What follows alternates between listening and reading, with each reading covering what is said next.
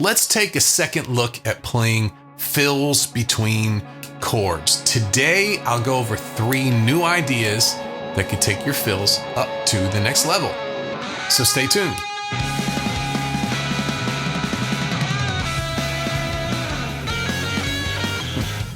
Hello and welcome, friends, to this episode of the Play Guitar Podcast. I am Lee, and this is the podcast that's determined to make you a better guitar player. No matter if you're just starting out or you've been playing for years, this is the show that will help you become the guitar player that you always wanted to be. If you're new here, make sure you subscribe to the podcast and check out the description for all of the links from the show way back. On episode 122, I recorded one of our more popular podcasts, and this was all about fills.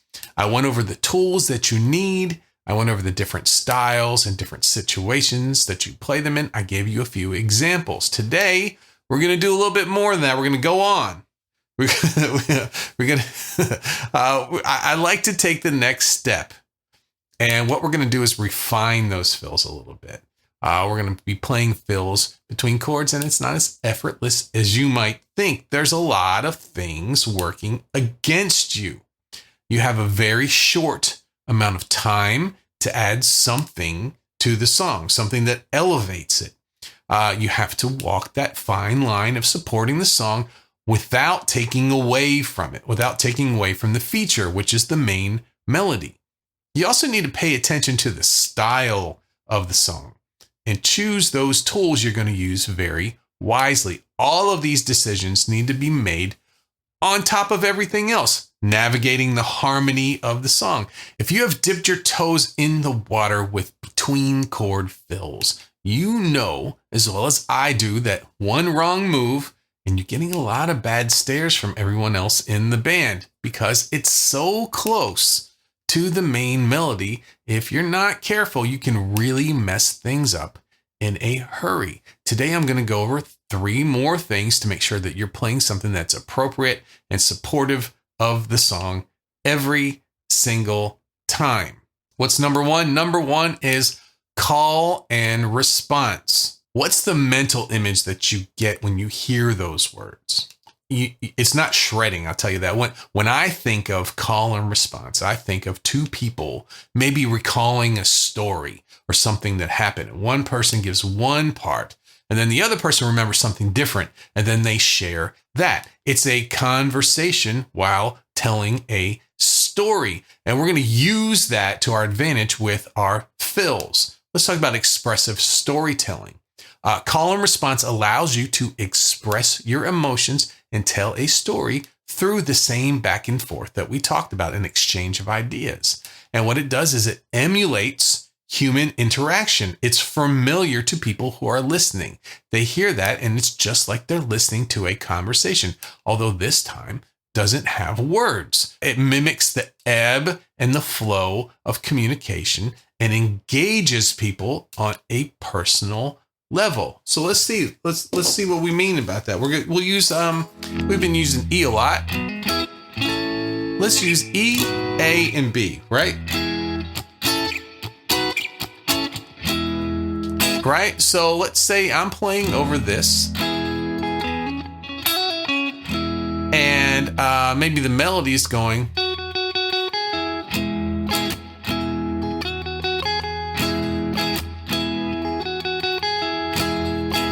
So I have an E chord and I'm going to an A chord.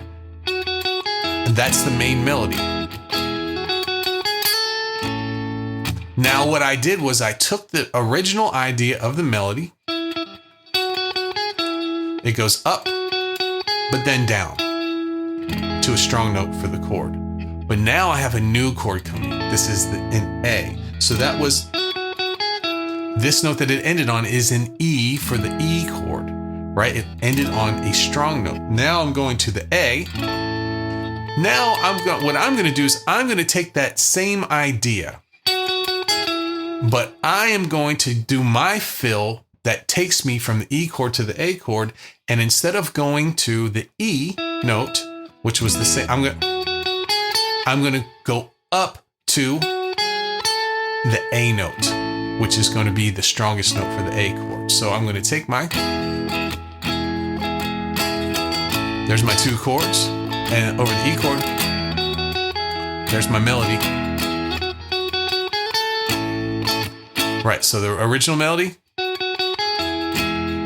then mine.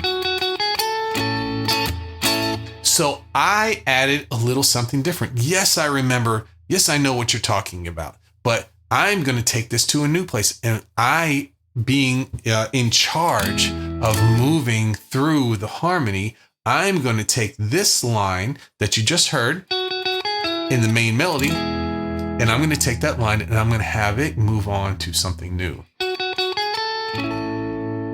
Put it right up to, this is F sharp, G sharp, and then A, which is the tonic of the new chord there, right? So really, really neat stuff.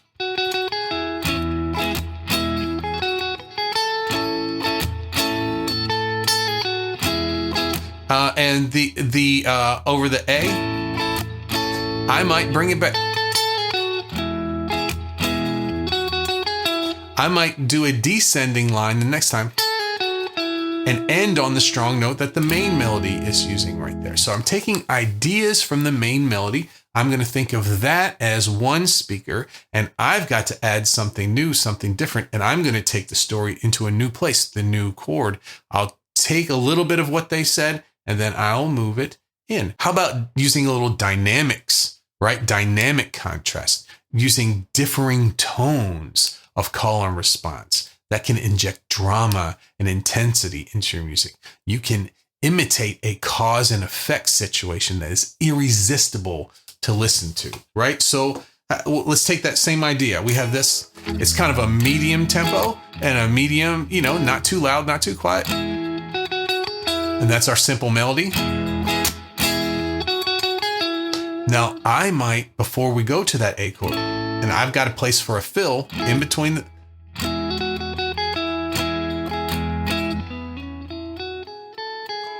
I might get really quiet there. Maybe that line,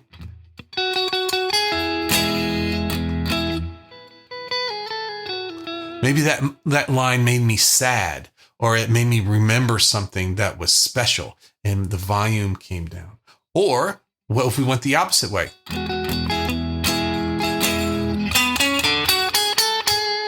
What if I really dug in? That whatever that melody line was from the main melody, maybe it had an effect on me that made me want to shout or want to scream or get excited. Maybe I wanted to harmonize my fill, right? But I'm thinking of these things as a conversation and not just extending the conversation like we did before. This will have a cause and effect. Something that was said there made me feel a certain way. Something that the main singer is saying or the main melodic instrument is saying made me feel differently, and I'm sharing that. These are things that you don't often think about, but these are things that the audience is getting. they on an unconscious level. We bring everything to the voice and how it makes, and feelings, voice and feelings. So when you hear something like that, you can just, it makes you start to imagine, oh gosh, what is that? What is that feeling that an instrumentalist is putting across? They're trying to tell me something. What is that? It makes you, it's like you're solving a puzzle and you're using with familiar things. Unpredictability. That's something that we can inject into a song in our in-between chord fills. Call and response can grab a listener's ears from the first note. And we've got this very simple melody. And we're going up to the A. I jumped way high, over an octave to a very high note. And then went down to the next chord there. Shocking. What is that? What are we taking off? We can add some bends. We can do something that's very different from the nice medium tempo.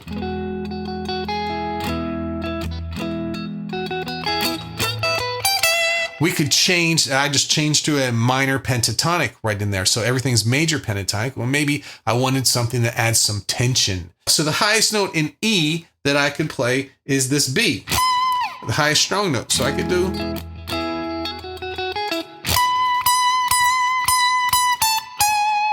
I could go up to the highest note that I could play, or to the lowest note. So if we had.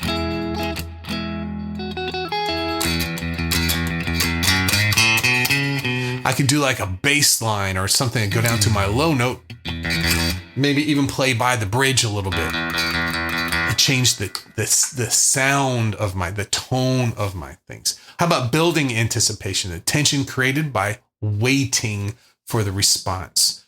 So maybe don't give them what they think they're going to get. Maybe they've heard you playing.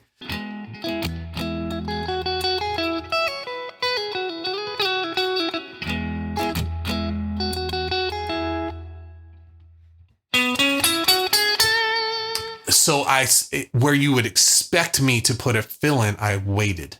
I didn't play anything. At that moment, what happened? You're driving to work or maybe coming home and you heard me play that. And all of a sudden you're thinking, and you knew I was going to build a little anticipation, but you didn't know what I was going to do.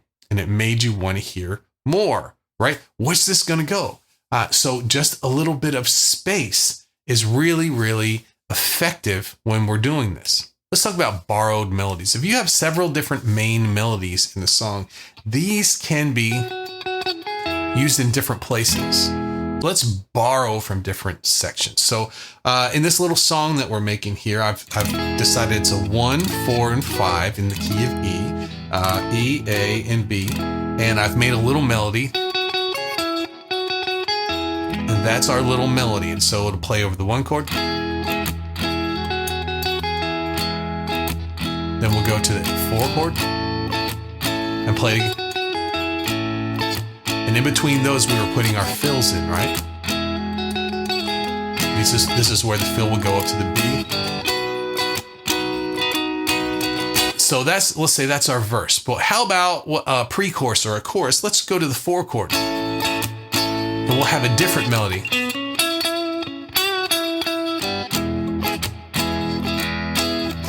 Now I can put fills here. That's our second melody there. Just a little simple. Now what I could do is take the melody from the beginning of the song, and when I'm the one who's putting the fill in, maybe this is a vocal. I might go borrow the melody from a different part of the song. Or you could borrow the melody from a whole different song too.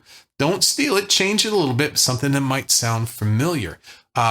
Taking familiar melodies and using them in places that are very creative is extremely helpful for getting ideas for playing in between chords. Nuance, using nuance in your fills between chords. And what does that mean? That means taking something that's unique to you, something in your playing that you love to do, that when someone hears it, they go, there's Lee playing that thing again, right? Oh, this has got to be Lee playing this because you hear what he's playing there. And something that's very different, that's not in the song, but you can bring in something new to the song that's unique to you. So say you like to play,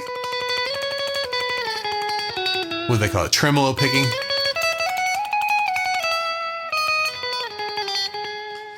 That's something that you love to play. It sounds good. It's your style. Well, if we would,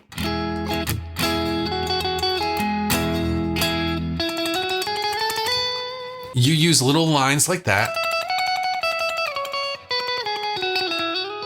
How about bringing in to your fills some chromatic or some extended notes as well too. So let's talk about extended notes. Extensions in chords are the 9th, the 11th, and the 13th. In E, we've got the F sharp, that would be our 9th. We got A, that would be the 11th. And then we have C sharp, which would be the 13th. So you might decide, okay, I'm going to have a fill here, but I'm going to feature an extended note. These are going to be weaker notes, but they're going to get attention.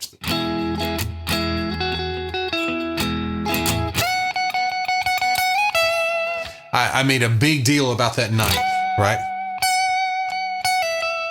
Getting away from playing strong notes all the time, putting a little tension in there. So let's see, where's our 11? So let's, you know, when you play that A over an E chord, it's got to go somewhere. It's either going to be like a suspension and go back, or it's going to go up to the 5th, right? Or jump anywhere, where really. But so you've got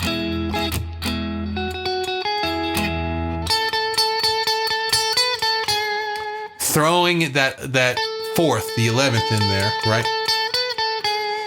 Really makes your ear think, oh, I've got someplace to go. I'm adding tension in there, even though it's diatonic, even though we're not going outside of the scale, which we could do right now. So let's see here.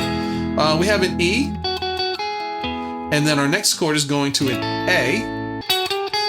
I did a chromatic walk up to the A from the F sharp. So it's almost got kind of a major blues, that blues scale, you know, where you go. It's got that sound to it. So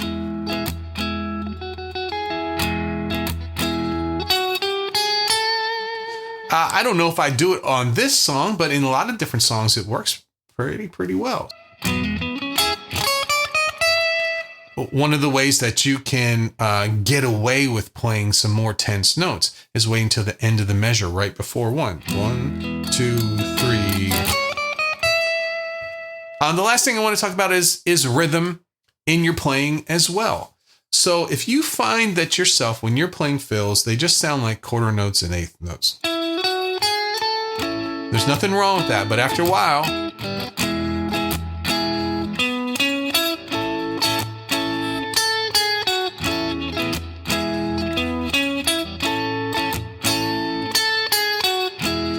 you might start to get a little bored with how you're playing. What we can start doing is using some different ideas.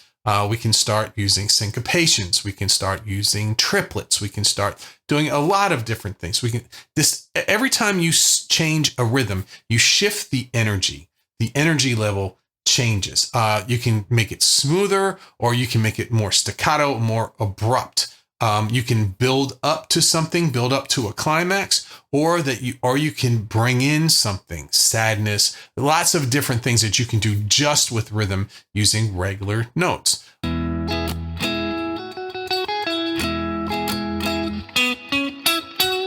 So I was starting on the and I played staccato. I didn't let it ring very long. These are very short beats, and the first one comes on an off beat. Another thing that we can use is triplets as well. So if everything's 1, 2, 3, 1, 2, 3. What if we did triplets over 2 beats? 1, 2, 3, 1 triplet.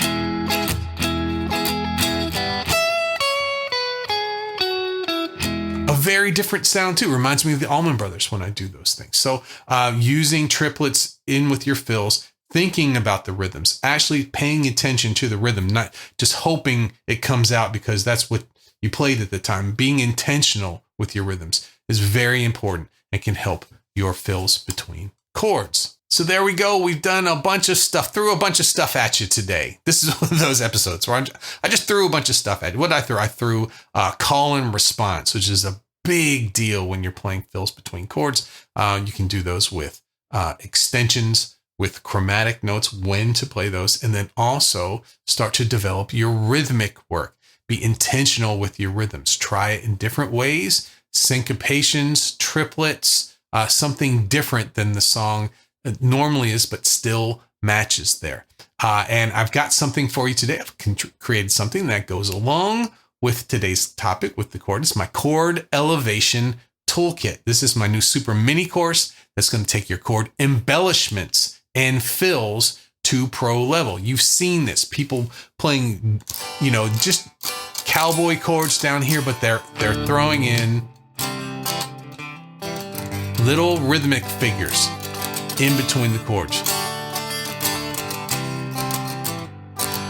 I teach you how to do that through all of the chords, and this is going to take you to a pro level with your embellishments This course, which is filled with bonuses as well, was created to answer the common questions about how do I make my chords sound so good. It's just gone up in the Academy store. It's super affordable and it's available to you now. If you're interested in chord embellishments, go over to playguitaracademy.com into the store or click the link below. So that's a wrap. Thanks for joining me today for the Play Guitar Podcast. Make sure to hit the button below to subscribe to the show. And if you have benefited from this podcast, leave a favorable review over at Apple Podcasts. It's the best way to make sure we get this very valuable content to more guitar players around the world. And if more help, structure, and results in your guitar playing sound good to you, what are you waiting for? Play Guitar Academy is here. Join the world's most exciting and carefully planned guitar system, and together we will build your online home base for guitar. Thank you so much. Have fun with your fills between chords, and I will see you on the next episode.